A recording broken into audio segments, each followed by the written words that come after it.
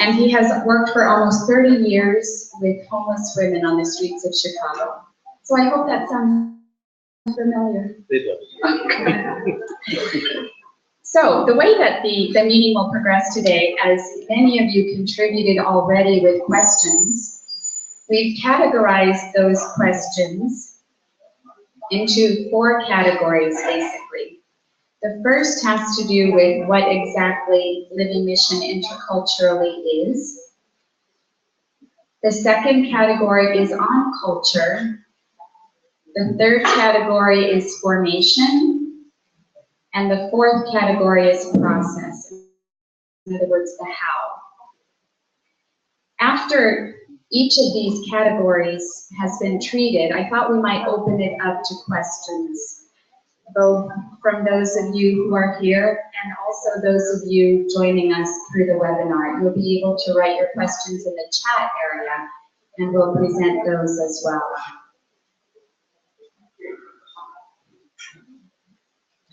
So we'll begin basically with the overarching question. Father Tony, would you please tell us exactly what Living Mission Interculturally is? Some asked, is it a challenge for our time only? Has it always been a challenge? Or is it just a shift in thinking? Thank you. I think it's both and.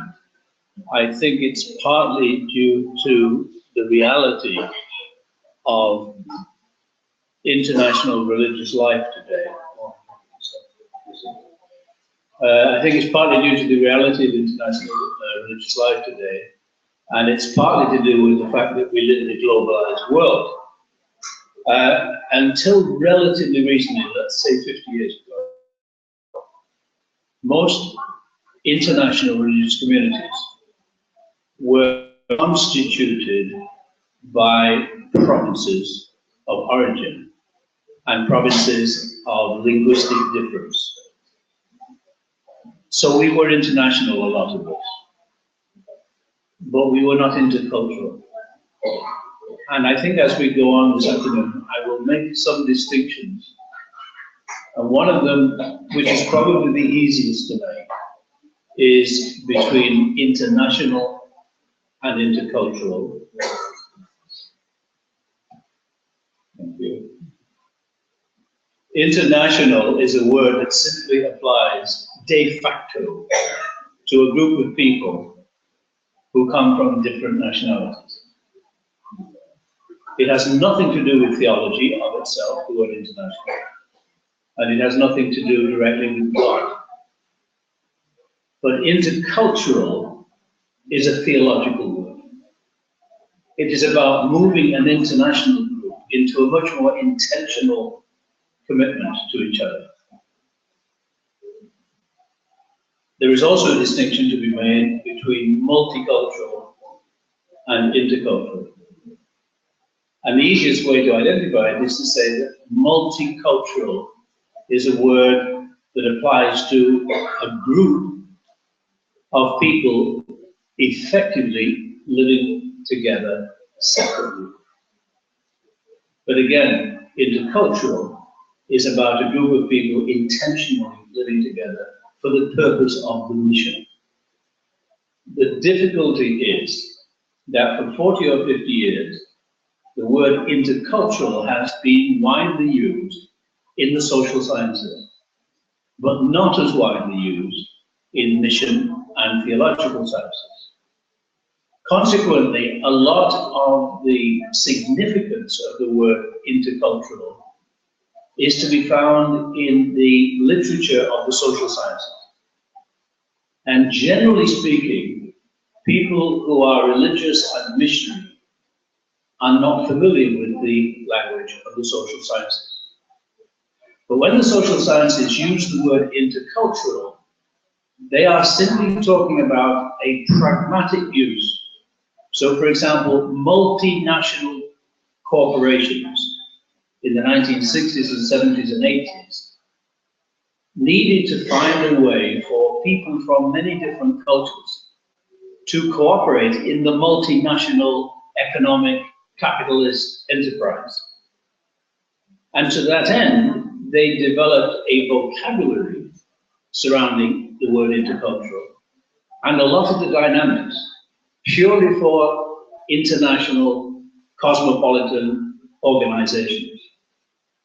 Much later, the theological community and the mission community took this word intercultural, which already had a location in the social sciences, and gave it a theological edge. Now the word intercultural is used in the social sciences in a way that's quite different from the way in which it's used in mission and in religious life. So the easiest way to make the distinction is simply to say that for us as religious and members of international religious communities, the word intercultural is about a commitment to a way of life that calls every single one of us to conversion, not only to God and the people we serve, but to culture and the cultures that distinguish us. So what would you say then would be the criteria for being able to live interculturally, or to be able to even begin thinking in an intercultural perspective? Well, I think perhaps the best way to start is for each of us to explore our own experience as members of international communities and to ask ourselves, are we people who effectively live together separately? Because many of us do. We may live alongside people of different cultures, but we don't necessarily intentionally learn other languages and learn other cultures as a commitment in of our faith to living together as a real community. So the first call to conversion would be to ask ourselves, are we, if in fact, international and multicultural, which would just be descriptive words?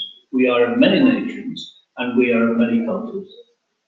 And if we are that, are we aware of the gap between being international and multicultural, and on the other hand, striving for intercultural living, which is a call to conversion, a call to transformation, and a call that will leave none of us unscathed or unchanged. The call to conversion that you speak of is something that we're very, very familiar in parlance in the church, and we hear about it very often. But is this conversion toward intercultural living a utopia, or is it something that can actually concretely happen? Well, first of all, you've got to identify what you mean by utopia. You know, a utopia is both an ideal state and something that doesn't actually exist. So you have to say, okay, at one level, it is utopia in the sense that we are talking about an ideal state. In the past, we didn't need to be intercultural the way we need to be intercultural today in a globalized world, because we could operate more or less as independent provinces operating in different areas of the world. So now it is a call to a utopian call, in the sense that we are called to create a new kind of community, a kind of community that does not yet exist for the vast majority of us. But the other side of this is that, in fact, it's a radical call to discipleship. It's something that is absolutely rooted in the ideas of Jesus and in the commitment of Jesus, and it is to be found in rudimentary form in the first couple of chapters of the Acts of the Apostles. But the fact is that we have grown apart in our cultures over the last 2,000 years. And for many of us, when we think about cultural differences, we tend to imagine that somehow we've got to live together despite. The call to intercultural living is a call to radically living with and in our differences, not to somehow managing to live despite them. Because our differences are in fact one of our most graced products. And when God creates the world, God creates difference. And therefore, difference is good, and difference is godly. But the perversity of our cultures is that we separate our way of doing things from other people's way of doing things. And when we see difference, we intuitively use that difference to distinguish and discriminate. And in a globalized, international religious community, we need to do much, much better. After this introduction, which is a bit global, we might say in nature, do we have any questions before we continue?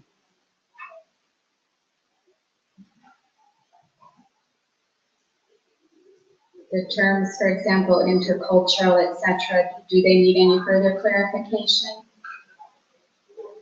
I'll tell you one thing, and that is that they do, but there's more to come. Because we've got the word culture for a start. And culture is a massively contested word.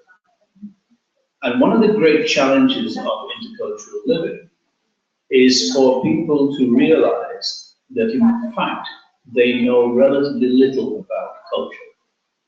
Most of us, most of the time, tend to assume that we understand culture. But it's not true. Culture is much, much more complex and much, much more delicate than most people understand. And therefore, part of the call to intercultural living is in fact to undertake intentionally to learn somebody else's culture. You could use the analogy or the comparison of learning language.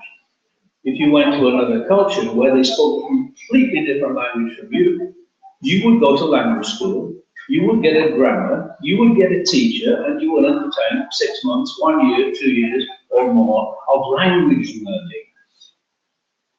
In intercultural living, we have to do the same for cultures. We have to learn somebody else's culture, not just think we can assimilate it by being around people for 5 years or so. So the first one is culture.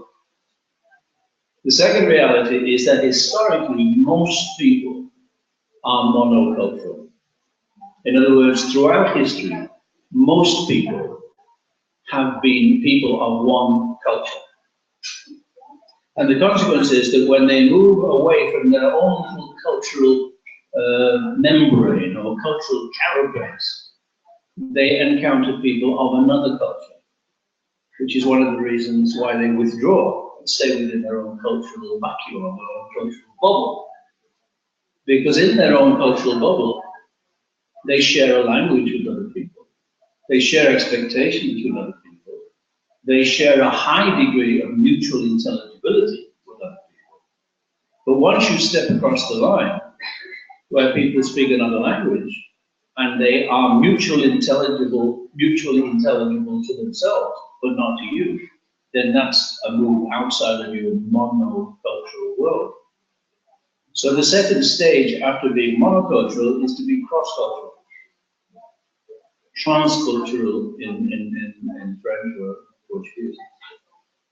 And what that means is, if we identify ourselves as living within our own monoculture, let's call it culture A.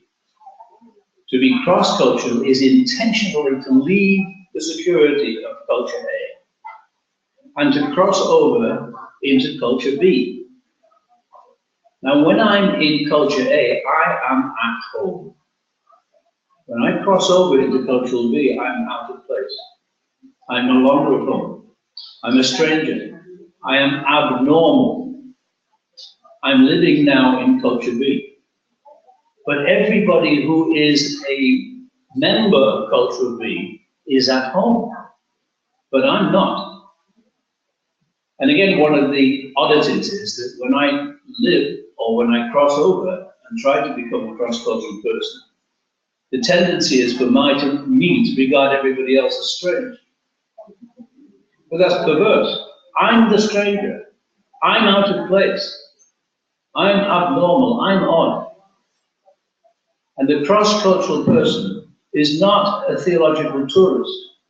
The cross-cultural person intentionally leaves home and intentionally tries to live in somebody else's world and cannot force herself or himself into that world and will be forever an outsider. But the true cross-cultural person aims to be not simply an outsider who does not participate, but in fact a participating outsider. And a participating outsider is somebody who is forever an outsider, but acknowledged by the insiders to bring something valuable. And I can only become an outsider participant when my hosts in Culture B enable me to do so. I cannot force it. So that is a cross-cultural person. The third of the words, the terminology, is multicultural. I myself live in a neighborhood in Chicago, which is only 1 mile from east to west, and only 2 miles from south to north.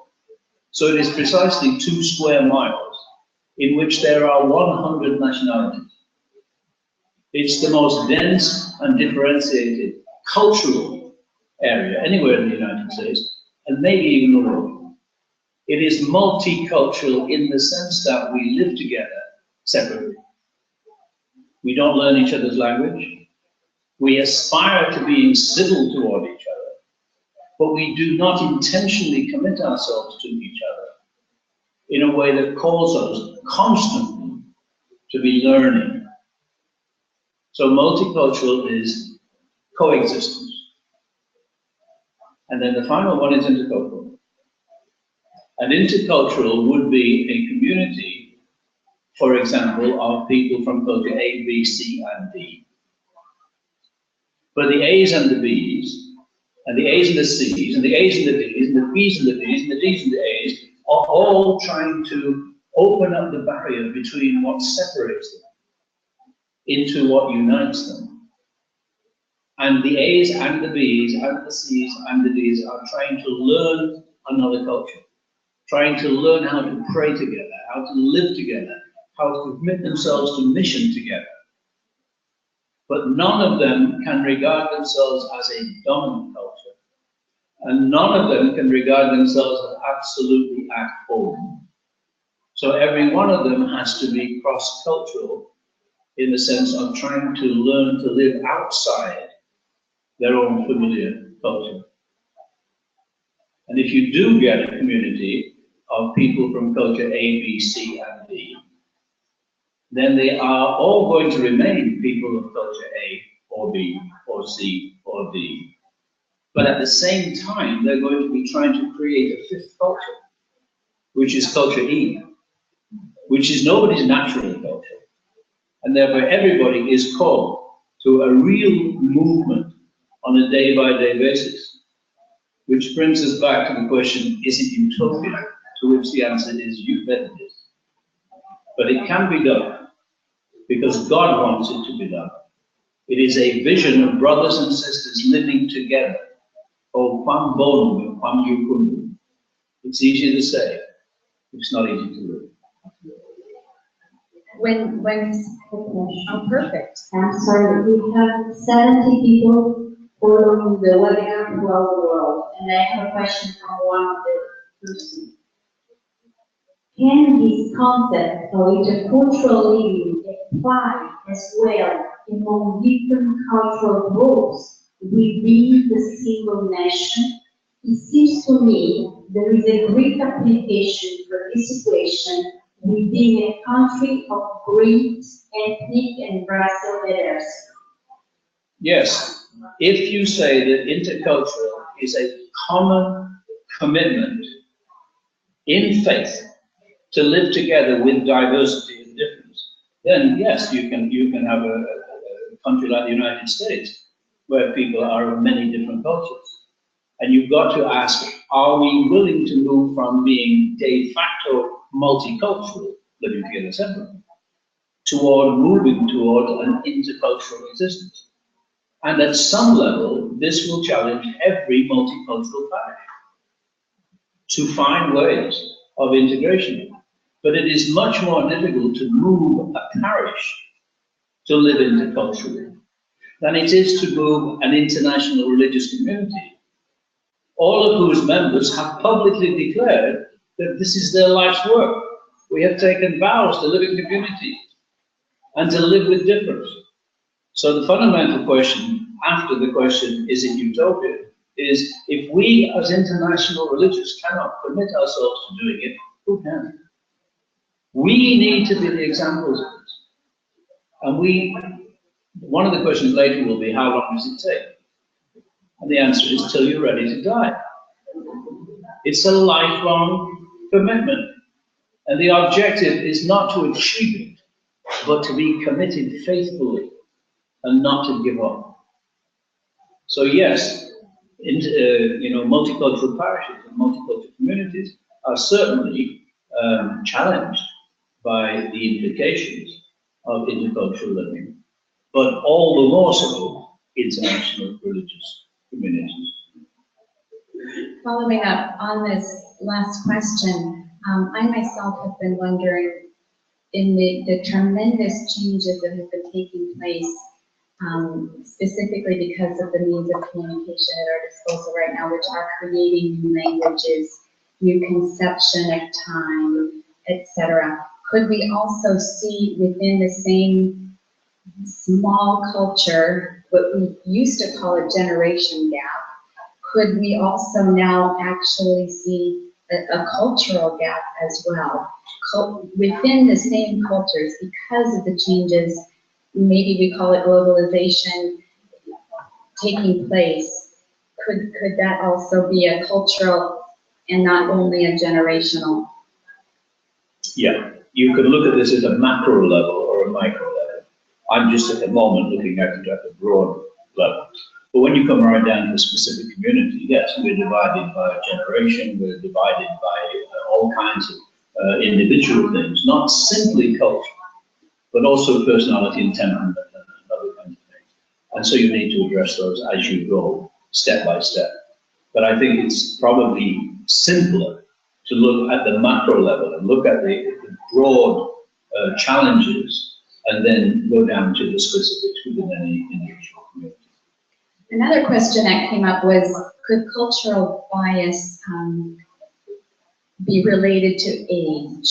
Yeah, a generation gap, age, absolutely. And other things like health. If you've got a community that is being challenged to become an intercultural community, one of the immediate questions that arises is about formation and who do you allow in the door in the first place. And the other one is about age. And how do you incorporate people who are not only aging, but getting physically frail? Are they needed?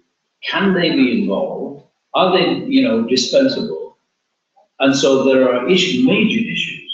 And for many of us in the north of the equator of the globe, our communities are definitely aging and declining in health. And so one of the questions is, who is going to pursue this? And who is needed? And we'll get to that, I think, as we move on to the question of formation. Yeah, but all of these questions are entirely valid.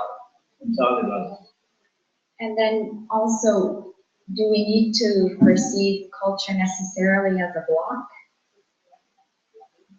It's a puzzle rather than a block. Some people temperamentally see problems everywhere. At the moment you hear intercultural or cultural change or conversion, you say, oh, there's a problem. And my attitude to that is to say, look, we're looking at this theologically. We're looking at this through the eyes of faith. We're looking at this as a commitment. So it is not a problem, it is a challenge. It is a grace.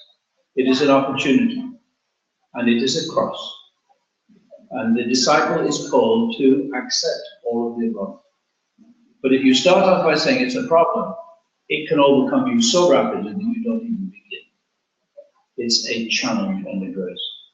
And it's new, really, in this generation because of the shift from the north to the south and the way in which international religious communities if they are growing these days, are growing from Africa and Asia, South America, Indonesia, and declining in the traditional cultures of Northern Europe.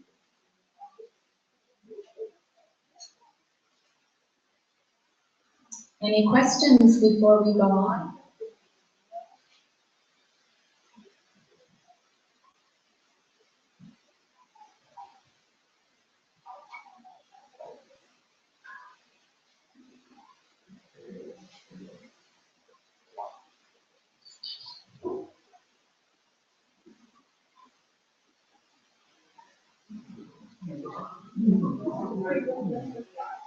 I don't know if this is a question, but I was thinking there cannot be a dominant culture.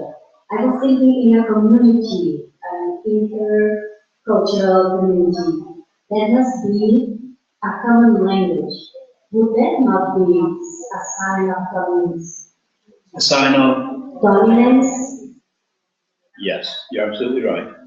There is a danger of dominant culture, and there is a danger of the abuse of power. The old model of recruitment to religious life, in a word, is assimilation. We brought people in, we effectively told them to leave their cultural identity at the door, that we already had the answers, we had the tradition, and we were absolutely willing to give it and share it to other people. One of the consequences of that was that the community that already existed changed virtually not at all. And everybody coming in was asked to change an awful lot at an enormous cost. Because if you try to remove another person's culture, you are trying to destroy that other person. And if you've got a dominant culture and people are being assimilated into a community of a dominant culture, then you're going to do great damage to the people coming in, and you are going to undermine the potential richness of diversity. The assimilation model of recruitment to religious life is bankrupt. It is dead. What we are now looking at is radical inclusion. Assimilation says, you come and join us and we'll show you how to live. Radical inclusion says, you come and bring who you are, culturally, religiously, in terms of your faith, and help us to grow. And one of the radical outcomes of intercultural living is that in the next couple of generations, the shape of religious life itself will change beyond recognition. And if we don't succeed in letting that happen and welcoming that, we will simply fragment into our tribal groups. In other words, we cannot live together, we will live apart and die apart. The challenge now is to diversity in communities, to real power sharing by the authority of communities, and to being opened up in our imagination to realize that the way in which the vows of poverty, chastity, obedience, and the common life will be lived in the coming years is beyond the imagination of many of us.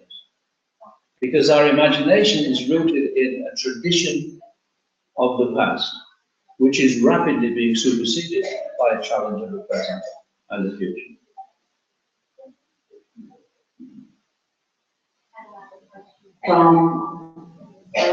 Do you think that there is a double mission in an intercultural community, living the enculturation in a place where no one of them belongs? I think you're going to have to rework the question, because I don't think I got it. I'm sorry for my English. No, you're fine with the English. Do you think that there is a double mission in an intercultural community, living the enculturation? Living the enculturation in a place where no one of them belongs? I think I get the question. And I wish we had a week. one of the biggest challenges of this whole conversation is in fact the language itself. And the language is partially understood by everybody. And the danger is that we think that we're talking about the same thing when we're talking to each other. But we are very often talking past each other. And inculturation, now that you've raised that particular word, is a case in point. There are 4 words: culture, enculturation, acculturation, and inculturation. And even in the printed works, in the books, those other 3 words, enculturation, acculturation, and inculturation, are used in a very confused and confusing way. Culture, enculturation, and acculturation are words that originate in the social sciences. They have nothing per se to do with God or faith. Inculturation is a word that was developed in the 1970s, which is unknown in the social sciences and has everything to do with faith. Okay? Enculturation is another word for socialization. The process whereby a newborn baby is turned into the finished cultural product. Culture is a human creation. Nobody's born with culture. Everybody is shaped according to a particular culture, and that relates to context, parenting, skills of various kinds, education. So enculturation is the process that takes 20 to 25 years, during which the child learns a particular culture and a particular culture's values and problems. Because every culture under the sun has both sin and grace. There is no culture without sin, and there is no culture without grace. And enculturation is the process whereby a child gradually learns the positive values and the negative values, the virtues and the vices, what people do and what people should do, or what people fail to do. So that's enculturation, or socialization. Acculturation is what happens when one culture encounters another culture and there is movement or shift. Sometimes this is referred to as syncretism. Sometimes it's referred to as social change. But it's the effect of one culture on another. But no 2 cultures are entirely the same in consistency. So if I compare this culture to a piece of coal and this culture to a new laid egg and bring them together like that, you can imagine what happens. So acculturation can be the coming together of 2 cultures that destroys one of them and leaves the other one virtually unscathed. And a lot of colonial contact was acculturation. And a lot of missionary contact was acculturation. We talk regularly about liturgical inculturation. But in fact, I'm sorry to tell you that this is a misuse of the word. If the liturgy is adapted in some fashion, that's acculturation. It's the liturgy being changed by Africa or Asia from its original Roman or whatever the roots were initially. Modification, adaptation, all of those words in the liturgy amount to acculturation. So what's inculturation? As a theological word, inculturation is about faith. Inculturation is about God. Inculturation, therefore, is the way I live my faith culturally. And we can only live our faith culturally. We can't live our faith in the abstract. We can't live our faith in theory. We can only live our faith in embodied ways, with a particular language, and a particular culture, and a particular context. So inculturation relates to faith, not just to cultural formation, and not just to cultural contact. So we have to go back then to this question, which uses the word inculturation, and see if we can go back and tease out an answer to the question. So now let's hear the question again.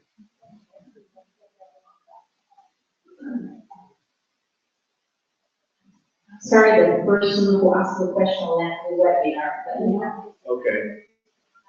Do you think that there is a double mission in the cultural community leading the enculturation in a place where no one of them belongs? Okay. So you get a community.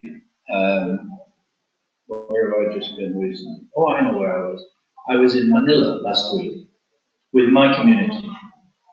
One person from India, one person from Ireland, one person from the United States, and 7 people from Vietnam. All living in Manila, but no Filipinos in the community. So there's your question. How do they live their faith? And the answer is they can only live their faith culturally. So the starting place would be the Vietnamese are living their faith as Vietnamese, and the Irish and the American and the Indian living their faith likewise. But because they've got a community that is trying to become an intercultural community, the Vietnamese way of living the faith will be modified by the Irish and the Indian and the American, and likewise with the Indian and the American. Which leaves you with the question, okay, but we're living in the Philippines. Don't we get affected by Filipino culture? And what happens here in Rome with many international communities that don't have Italians in the communities is that they mandate that they will use Italian as a language. And so everybody is called to some kind of modification. But each one of us can ask ourselves, how am I living my faith? If I'm living my faith personally as Tony Gittins, as an Englishman, but I'm living in America, or I'm living in Italy, or I'm living in the Philippines, there has got to be a call to transformation to the particular culture in which I'm living. So that my faith is ever so slightly modified, because I'm being acculturated to a culture other than British culture. And if I go home to England, and somebody says to me, Tony, you've changed, they usually don't mean that as a compliment, because they like to have you under control.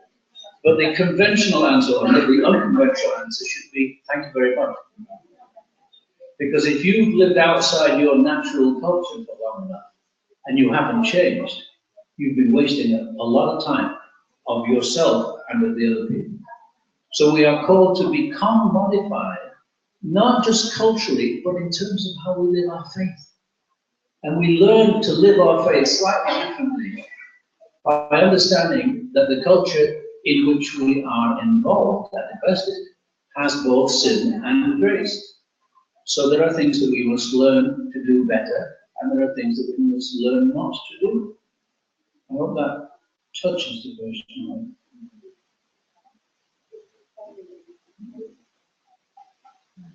Are we ready to move on to formation? Now that we have before us, I think, the scenario of someone coming from a specific culture, entering into our communities, coming into sometimes already an intercultural situation, perhaps in an international novitiate. How do we prepare new members to be able to live interculturally? Also, I think keeping in mind that some of our communities may still be living from perhaps an assimilationist model.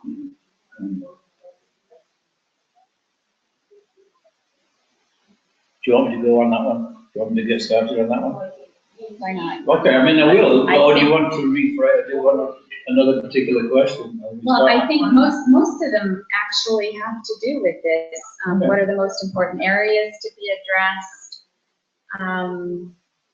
Basically, those are the starters for formation. I think the answer is that we have to develop explicitly a set of criteria according to which we accept potential new members of the community. And those criteria will change from what they were 20 or 30 or 40 years ago. We need people who understand that they must become changed. We need people who are flexible, not to become professional speakers of a second, third, fourth, or fifth language, but to be committed to learning a language. See, everybody in the world speaks a language that they just picked up as children. That's called language learning. It's a natural project. But after the age of about 10 or 12, if you want to learn a second language, you have to intentionally learn it. So language learning is the natural process. Learning a language is the, if you like, artificial formal undertaking. So you get people coming to join you in religious life. And we have to make a distinction now between the Northern Hemisphere, where typically many of the people, if there are many, but many, the people who are coming are generally speaking monolingual. And the Southern Hemisphere, in which most people coming to join religious life are already bi or trilingual, if not quadrilingual. But we need to be able to require of people coming into the community that they will undertake to learn another language, a language of the community.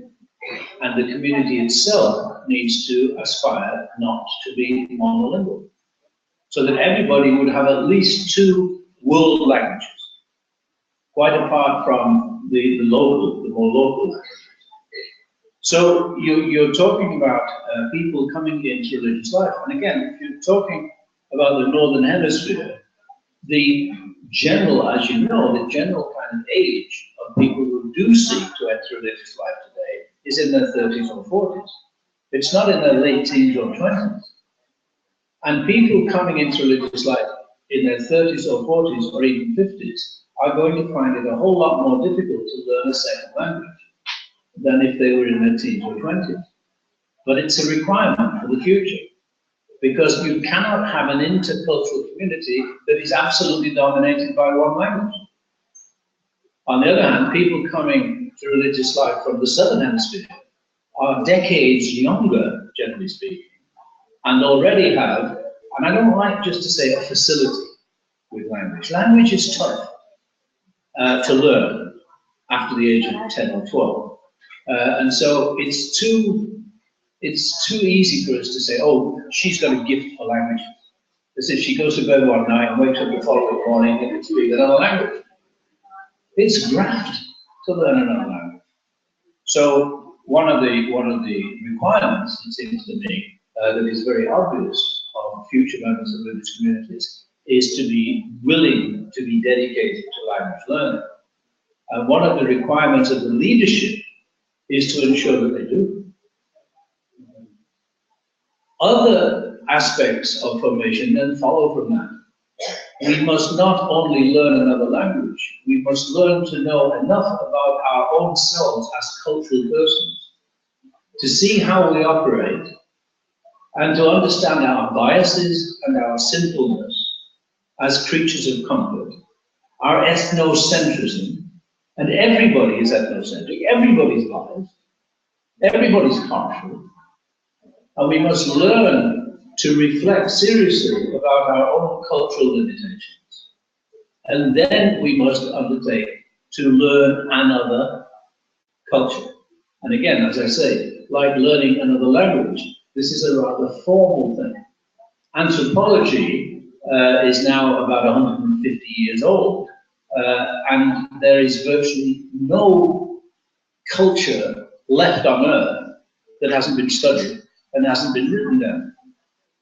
And therefore the consequence is, unless you are a pioneer going into a place that has never been studied before, there's work to be done. And there's library resources to be got. Just as you can get a grammar for another language, you can get an ethnography for another culture. And that's just the start. All the rest of the stuff that we did and do typically in an novitiate and in ongoing formation, they also need to be developed. But it's not just that we are calling people in formation to develop a range of virtues. They're also being called to develop a range of skills, a range of new skills. Living together, living with other generations, living with people who are sick, living with people who are, you know, all of the varieties. All of this requires a really serious modification of a lot of our traditional formation programs. And you can raise other questions. Regarding then formators and then also the specific community in which an international formation group might be, what are some of the criteria both for the formators as well as the larger community? I think perhaps the easiest way to identify the fundamental criteria would be to say that everybody has to be cross-cultural. In other words, in order to develop an intercultural community, everybody must already have learned to live outside their own environment. Or, in the case of those who have not, the formation program needs to make sure that there is that period of time of living outside one's own culture. It's already built into a lot of communities, but given the exigencies of formation and the cost of formation, some people get their members who are in initial formation to go overseas or outside of their own culture for such a short period of time that it's hardly worthwhile. It's more like cultural tourism or theological tourism than real cross-cultural living. Cross-cultural living requires that we commit ourselves to the real vulnerability, the real ignorance, the real liminality of not being in control. And for that, you need at least a year, So I think that is one critical thing. And I was talking to my own confreres there in Manila last week, and there are 7 of them from Vietnam, and they have all just done 2 full years all over the place in different cultures. But within 2 months of coming back to Manila to continue their formation, they are locked solid a Vietnamese group. Because now they said, thank God that's over. Now we can speak our own language, and we can have our own food, we can do things our own way. And the formation community is just gently pushing now and saying, no, there's no time ever in the rest of your life when you can be entirely at home. You are out of place. The life of an international, intercultural community is living in beyond. It's what the letter to the Hebrews says about, we have here no abiding city. We are on the way to something else. And Jesus says it very beautifully. The foxes have their lairs, and the birds of the air have their nests, but the Son of Man has nowhere. It's referred to as permanent transition, a life of permanent transition. And formation has got to emphasize that and gently lead people. And one, therefore, of the characteristics of a formation director or a formation team is that she or he should model the cross-cultural, the liminal, the constantly in transition. I met a wonderful sister a few years ago who was in her high 70s, and she was just being sent overseas to be a novice mistress, never having been overseas in her life before, and never having met people of the ethnicity that she was going to be a novice mistress for. That is a recipe for disaster. For everybody. And it's irresponsible, deeply irresponsible. less and less so 20, 30, 40 years ago. Nowadays, it is absolutely irresponsible to do that to anyone, whether you're talking about the formator or the people who are going to have to suffer.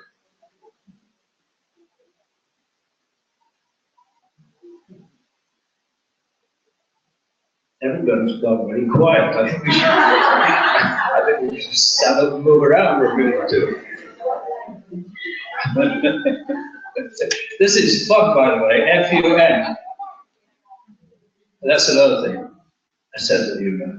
God knows.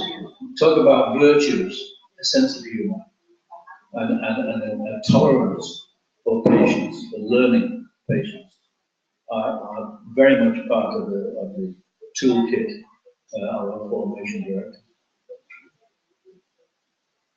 So then we also have the challenge before us, not only in our formation programs, but those people in formation programs will eventually join the larger community. How then does the community at large, whether we're looking at local communities or at the larger congregational picture, how can we begin to gradually get both buy-in from community members as well as the commitment to not just buy in, but to begin to live in an intercultural way? I think increasingly it's starting from the top.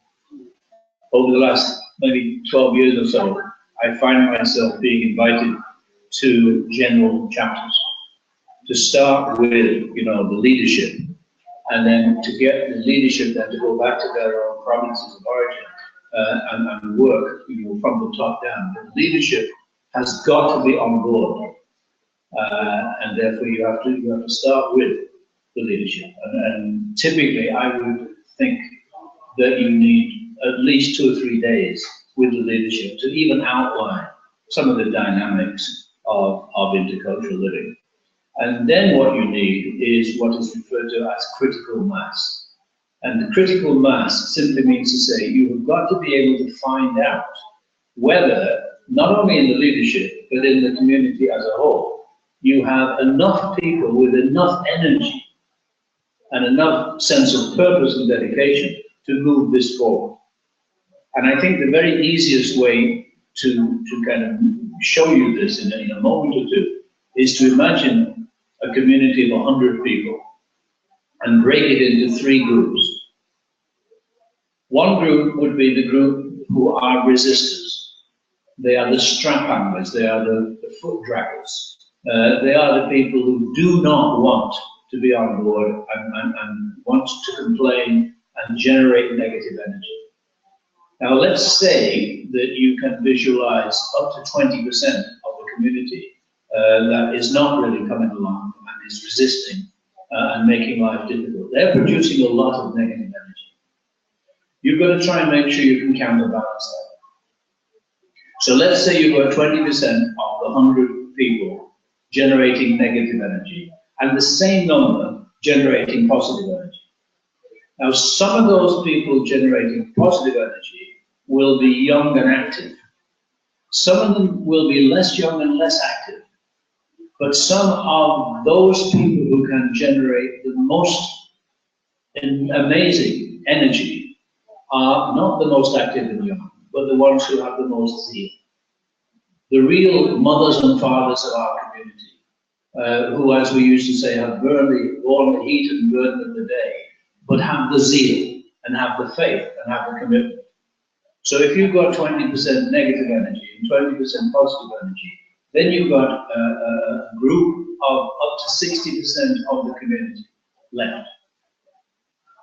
I think what you have to do with them is to go around them individually and find out where they are, what they're feeling, what their aspirations are.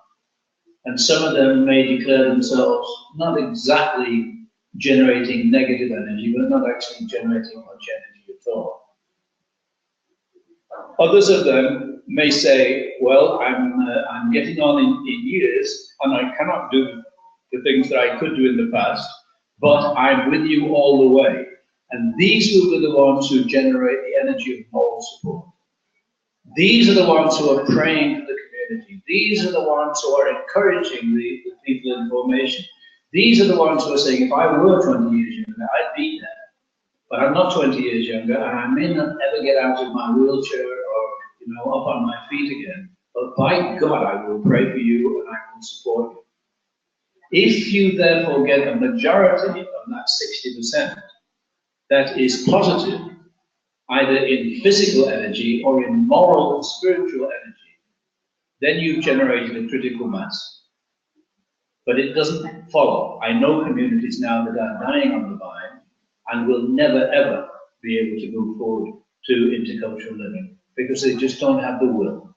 They just don't have the focus. They don't have the commitment, and they don't have the imagination. So it's not just about the young and the numerous communities.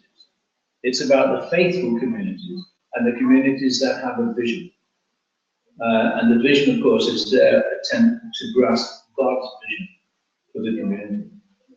But that's going to be very, very important, that you identify if you've got critical mass. It's not enough if you've got critical mass in the General Council, if you don't have it in the community. And therefore the General Council has got to go and inspire and challenge and find out. Because what happens historically is if you get a community that is not generating critical mass, then some of the people who are the energized people will leave the community and start another. And others will just, vegetate. So you just need to know whether this is realistic or not. Somebody asked at the beginning, is this utopia? Maybe to ask whether it's realistic would be a more focused question. So once those with the high energy toward enculturation have been identified. Toward intercultural living. Toward intercultural living. Yeah. Once those members have been identified, how can the congregation inform them to actually then promote intercultural living? Well, that's a question for the general chapter. To create, you're always going to try and get a vision. What is it that we believe that God is calling us to as a community? That's God's vision for us and our attempt to articulate God's vision for us. So when we talk about a vision, we're not just talking about our vision. We're talking about our attempt to see what God has in mind. But then you're always going to start from the ground and work toward the vision. And on the ground, you have your structures. Your structures are your personnel, the actual members of your community, their bodies, their energy. Some are young, some are active, some are older and less active. But those are the structures. And the purpose of the structure is to keep the vision alive. You've also got institutional structures. You've got buildings. You've got property. And the purpose of the buildings, the purpose of the property is again to serve the vision. So you identify the structures, personnel structures and institutional structures, and you ask, are they sufficient? Are they focused enough to keep the vision alive? And then in order to determine whether they are, in between the structures and the vision, you put strategies. And strategies what are generated at general councils and sometimes at provincial councils. They are the plans that you have to make sure that the structures you have keep the vision alive by programs and by strategies. The danger is that sometimes the structures serve themselves rather than the vision, and therefore the vision gets lost. And the danger also is that sometimes the strategies serve themselves and not the vision. So always the important thing is to try and keep the structures aligned with the strategies, which are themselves aligned with the vision. And if you do that, then you can move forward. But you can't just do it by wishful thinking, that's for sure. And you've got to constantly relate the present structures to the strategies. And what happens sometimes is that you get a general chapter. Let's imagine that you're not going to have another one for 12 years. And you put certain strategies into place. And after 3 years, there's a huge change in the community, cataclysmic change. And yet some people think they've got to be faithful to the structures because they set them in place 3 years ago and they've got another 9 years to go. That's allowing the vision to suffer. So structures can always and should always be modified so that they keep the vision alive. And strategies can always be and should always be modified to keep the vision alive. So you try and keep those three aligned at the general council level and at the provincial council level so that you are on track. And then you constantly communicate that insofar as it is needed or valuable to the rank and file, as it were, who are far away from the centres. So you don't overload them with useless information, but you ensure that nobody in the community believes that they are insignificant. Everybody in the community must know that the community sees them as significant contributors. And the danger is in some communities that people are left adrift and they really don't feel supported, they don't feel encouraged, and they don't feel as though they're significant. We'll take another question from our virtual community. Have muted your micro so they can hear the questions. I'm sorry. No, don't do anything. So I have two questions. The first one is, what are your thoughts about international and gift? The second, do you think challenges and gift? The second, the expression I have often used to describe what the speaker calls permanent transition is profoundly out of place and deeply in communion. Again, can you repeat that? The expression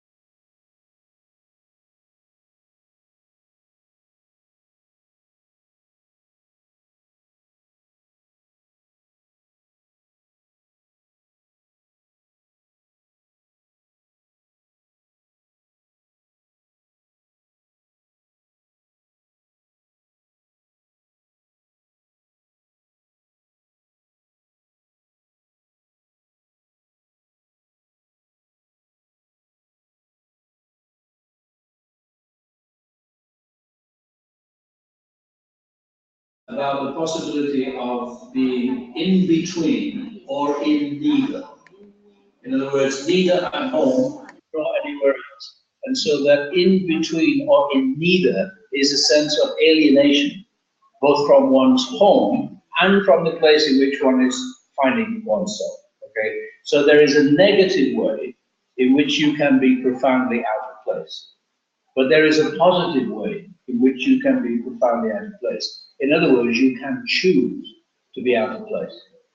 There's a distinction made between chosen and enforced marginality. Jesus chooses marginality. Many people who are marginalized don't choose to be marginalized, and their marginalization is a pathology.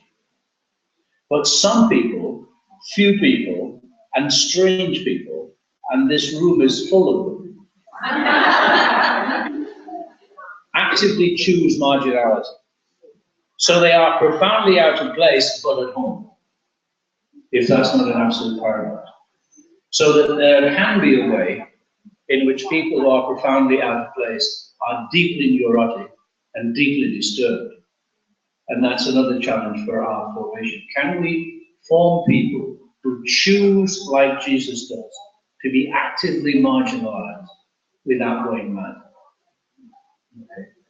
Because the opposite of that is to choose to be profoundly centered In other words, to choose our comfort zone and then to cling to it for the rest of our life. And that is antithetical to intercultural religious living. So that's what I would say about that phrase, profoundly out of place. It depends whether you look at it positively or negatively. The first question, though, also opens up very, very large secondary questions. And it is the question specifically of international formation. I would think that it's a nice idea in theory. But when you reduce theory to practice, it's sometimes much more profoundly complicated. And I think you've got to be very careful how you create an international formation community. And apart from the people who lead the formation community, who you put into an international community. People cannot run before they can walk. And the international formation community needs to be formed. And the formation people in an international community need to be formed gradually.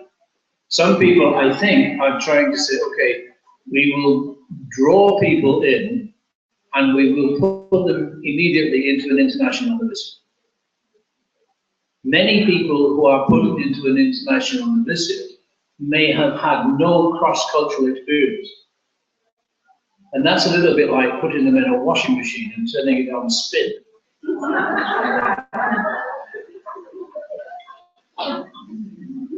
You know, it's not the most rational and sympathetic thing to do to a human being.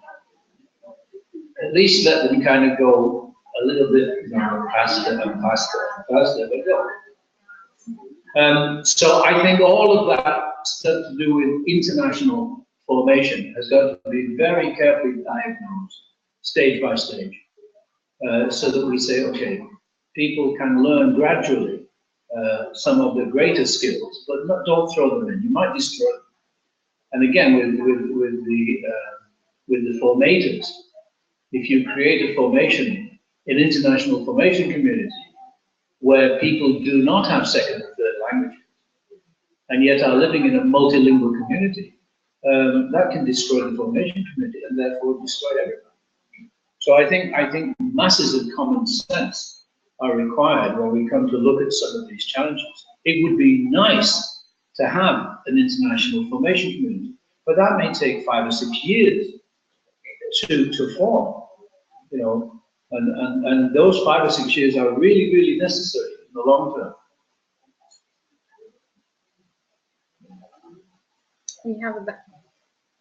We have about 15 minutes until the end of our session. I know many of you, or some of you, may be going to the Mass in the liturgy in St. Peter's. Therefore, I'd like to open up to the floor if there should be any questions.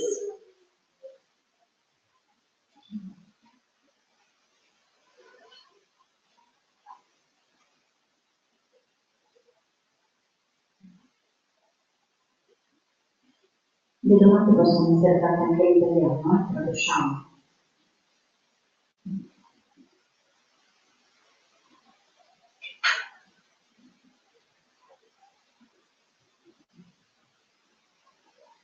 If you have persons from several nations living together, how do you avoid or how do you begin to lessen the idea of the dominant culture?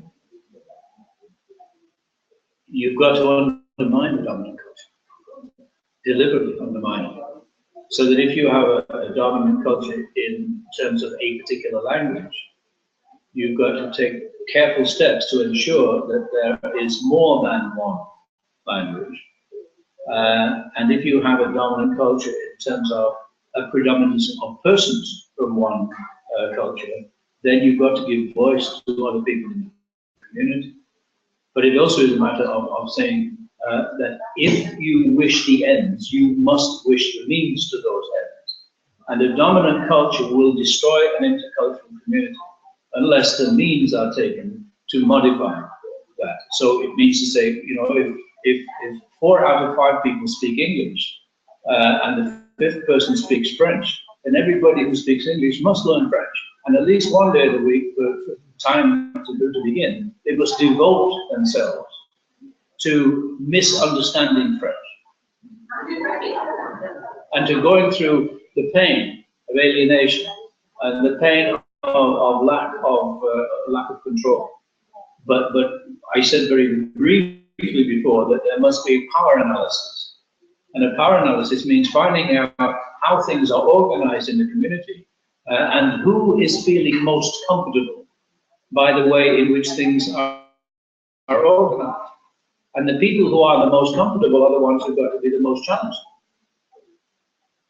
As I say, this is a sea change, you know, in religious communities, because the assimilation model says we don't need to change, and the others do. Now we're saying no, that's simply not good enough. We've got to visualize, and we've got to create new kinds of communities. One of the things that, okay, this question at the back.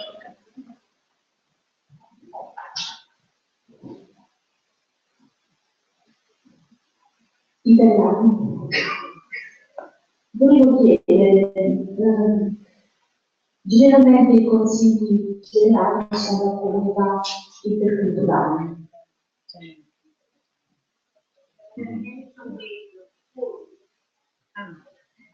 Generally, the general councils are made up of different members of different nations.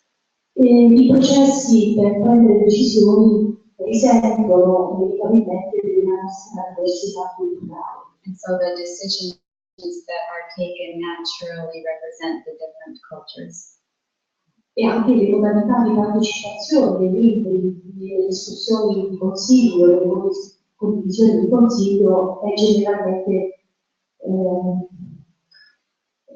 legata a questo aspetto dell'interculturalità. And so even the ways that matters are discussed are often represented by this diverse membership. Come un'amministrazione generale può riuscire a costituire una comunità interculturale in questo servizio che è chiamato a svolgere, di prendere anche spesso decisioni per tutta la cooperazione. Can you repeat that? Può ripetere l'ultima parte? Semplifico. Sì. Generalmente nei consigli siamo appartenenti a culture diverse. Sì. E nel nostro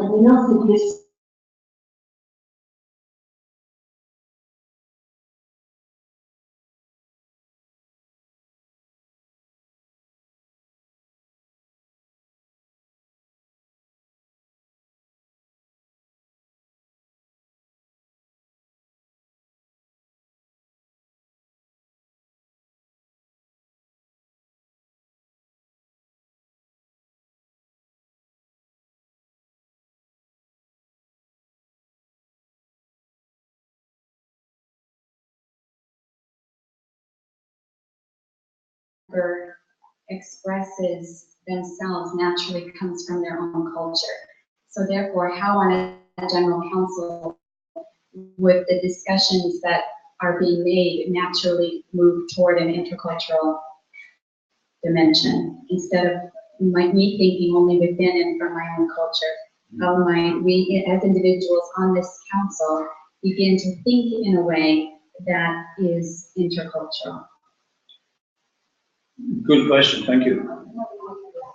I think the best thing I can say about a general council is it should be the best example of an intercultural community, because none of them are just in primary formation.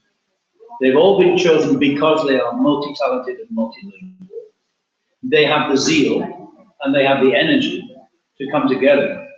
And although there are evident growing pains and evident challenges, these are the people who are most suited to meeting those challenges. That's very different from a formation community. It's very different from another kind of community where you've got several people who are older and less active. The General Council is the best you have, really, to offer as an example of intercultural living. So although they do find it challenging, nevertheless, they're streets ahead of many other communities that are in the early formation stages. So I would look to the General Council and let the General Council reflect on the challenges to the local communities when they reflect on the challenges that they themselves are facing. And they know that they're already being as flexible as they can. They're trying to learn other languages, they're being exposed to many different cultures, they're running around the world in order to try and live and breathe an inculturated faith, which is expressed through the media of several cultures. So I would take that very seriously as an example of where you are in your community and where you may still need to go. The local communities will be way behind that. They'll have a long way to go. But one of the things that they should be able to aspire to is what you are already living and encouraging them to live. You have a question? I only have a lot of minutes to say to what you were saying, so thank you for that. Thank you. And unfortunately, I was in short program, I was most busy. Just one. So, my question or my comment is, would you say, give a few more examples or say a bit more about this call to radical inclusion?